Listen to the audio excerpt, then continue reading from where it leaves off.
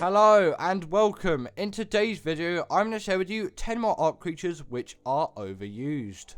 In at number 10 is the GATRA. Now the GATRA is a creature which originally spawned on extinction, but is definitely a great one and worth the tame, but in my opinion its one special ability is an extremely overused one.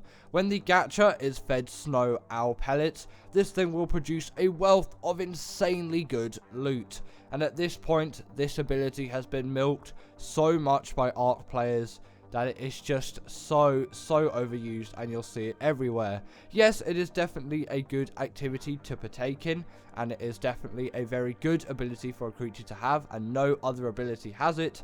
But the GATRA obviously has been nerfed since release to somewhat combat this, but it is still an insanely OP creature. And also, you don't even need owl pellets to actually get the loot. You can sometimes always actually just get the loot from them. Obviously, you're not going to get weapons, but you can get natural resources from them passively. In at number 9 is the Vonaur. Yet again, another creature which originally did come on extinction. And this creature, like the GATRA, has an insane ability which I'm pretty sure no other creatures have. This is a mobile living turret, which is an insane thing to have, and it also does have a really low amount of stamina drain, which is great, obviously, because that means that this thing can shoot bullets for absolutely ages. Also, if you're enjoying this top 10 so far, make sure to leave a like and a subscribe down below, as it really does help out the channel. But also, you're going to want to level that stamina still. Although it does have a very low stamina drain, you're still going to want to maximize the amount of bullets it can fire, and also maximize how quickly you can take out enemy players and creatures with this thing.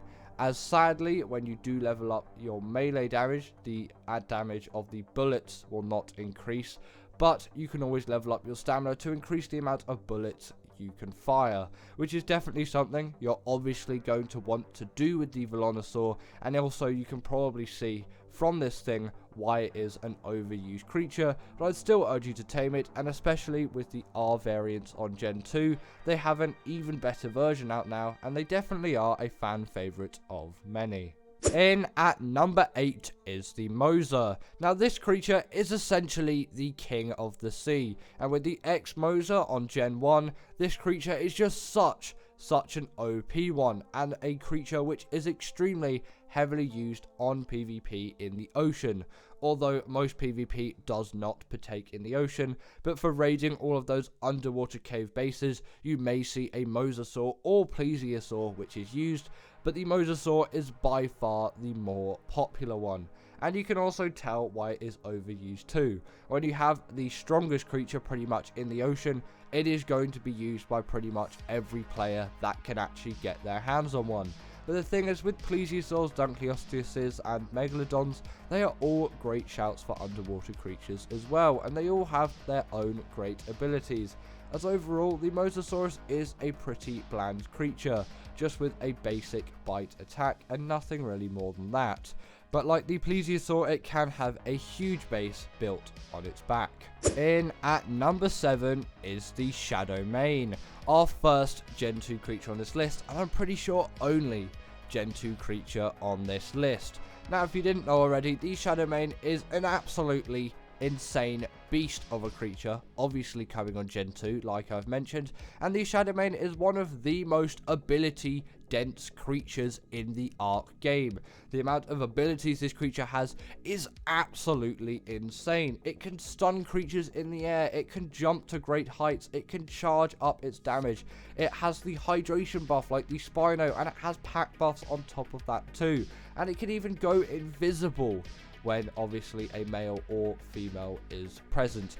It's absolutely insane how many abilities are packed into this creature. And if you're wondering about a swimmer too, this thing is great in the water. It's great in any biome or use case, and it is insanely difficult to tame. Unless it just goes well for you first time, then you're one of the extremely lucky ones. But its taming method definitely is hard, and obviously with all of those abilities you can tell why it's overused.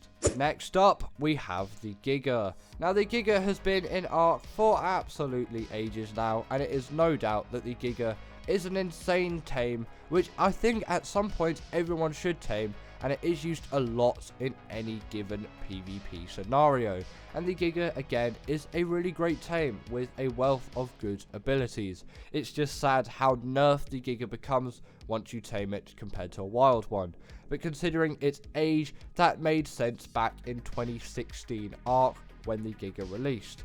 Whereas now there are some other creatures in Ark which absolutely demolish the Giga in terms of power, and that power loss doesn't really make too much sense anymore. But the Giga is still an absolutely insanely powerful creature to this day, sadly not sharing the bleed ability from the wild ones, and also having a rubbish stamina stat, and there's no point leveling a stamina stat even on any of these carnivores. But the Kronosaurus, compared to the Giga, does have a significantly better stamina stat, which is very, very welcome. And the Giga is quite a slow carnivore too, which doesn't really help all much in terms of combat. But if you're using it to fight titans on extinction, then you're going to be totally fine for so many things, as the Gigas can absolutely demolish through titans.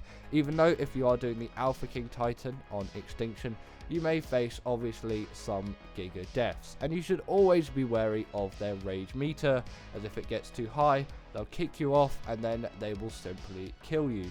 Definitely not something that you want to happen to you after you tame yourself a brand new Giga.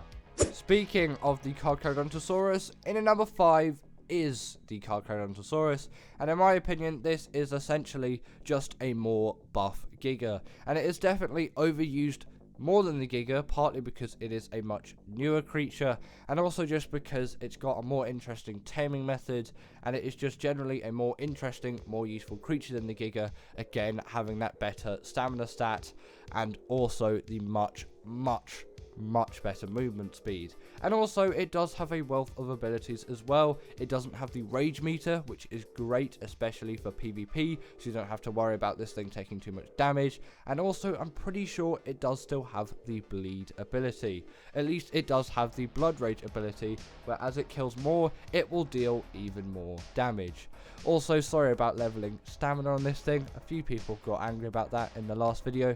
That's just for the jokes. Don't actually just pump stamina into your Kronosaurus. It is not a good idea. Do like melee or health, those kind of stats. Don't do stamina. I'm not telling you to level up stamina here. I was just showing you its stamina stat actually does level quite well if you wanted a high stamina stat Kronosaurus. Not really something you should be aiming for though. But obviously the Kronosaurus is an extremely powerful tame, again being great on extinction for killing all kinds of titans, and in my opinion it is just a superior Giga, and in my opinion it is also just more overused than the Giga. Next up we have the Rhogatha, definitely one of Ark's most heavily used tames, and it is also Ark's newest tame as well, spawning on the island and also the Lost Island in the spawn locations that will be on the screen in the moment. But the Rhogatha definitely is by far one of the best creatures at the moment for any given PvP scenario. With all of its abilities and all of its attacks, it can absolutely decimate through bases with ease. And also, if you're looking to absolutely just steal all of the creatures an enemy has, the Rhogatha can pick up creatures like Rexes, which no other creature could do, and it is insane that now a flyer can pick up things like Rexes, as mammoths used to be the peak creature that you can carry, obviously on something like a Quetzal, and yes, you could transport Rexes around, but not with the speed that the Rhogatha has. Obviously the Quetzal has a platform saddle, which is why you could transport those Rexes around, and thankfully the Rhogatha does not have a platform saddle, as otherwise it would be way too OP. But its taming method kind of does make it sort of okay, as essentially you'll need to find a male Rhogatha and steal its pheromone, like I just showed you there. Then you need to tame yourself a Bronto, Then you need to find yourself a female Rhogatha. You don't have to use a Bronto, by the way. It's just the Bronto's the advised. Then you can net gun the Rhogatha and get it to a really low amount of health, quite similarly to the Reaper taming method. And obviously I'm using a mod which is Awesome Spyglass here. You can always use the magnifying glass, which is in Vanilla Ark, to check its health. And always check, because you do not want to kill this thing. And you may want to give it an extra little hit as the net gun is releasing, as it may heal very, very quickly and go over that threshold. Then, just before it's released, feed the pheromone to your creature, in my case the Bronto, and then once the Rhogatha comes out of the net gun, which it will in just a second, just wait for it, then essentially what it will do is it will impregnate your dino, and then you'll have to do those hunger timers if you want 100% effectiveness. If not, it's not necessary, and then your creature will die, and out comes your little baby Rhogatha. In at number 3 is the Rex. Now, it is no doubt that the Rex is by far one of Ark's most popular dinos, and also just a popular dinosaur in general. The Rex is by far the world's most well-known dinosaur out there, and in Ark it is definitely a great creature, one used for bosses, as it is an extremely balanced tame. But sadly, unlike the Spino, it lacks agility in pretty much all ways possible. Its stamina stat is pretty rubbish. It's pretty rubbish in the water too. It can't turn at 360 on the spot like the Spino, and also its turning circle just generally is pretty rubbish, and it does move at quite a slow lumbering pace.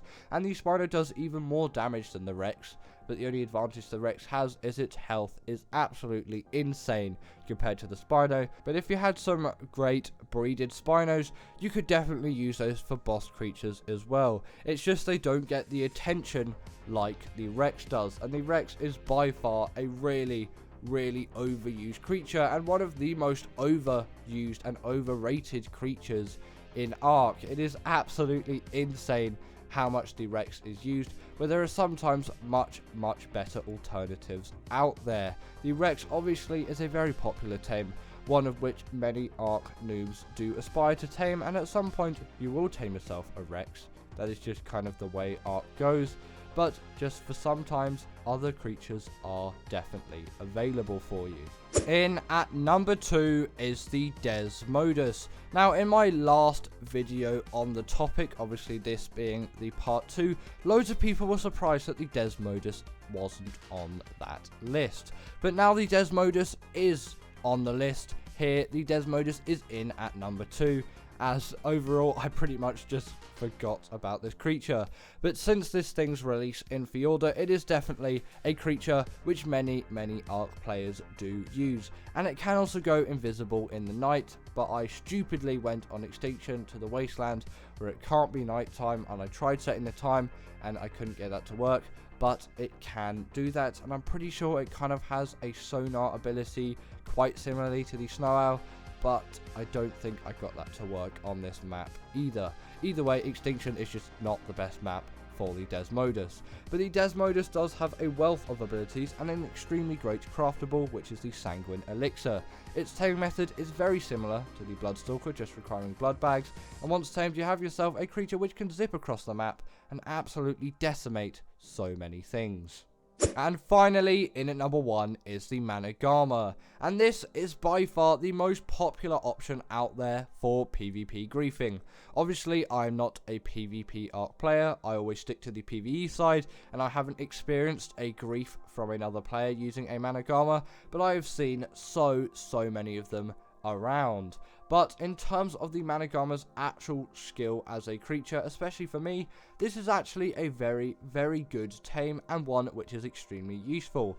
And none of these tames on this list are bad creatures. It's just they've been overused so much sometimes that they are just so annoying, and just they lose a lot of their merit as Ark creatures, thanks to them being extremely overused by PvP griefers and just general Ark players as well, in the likes of the Rex.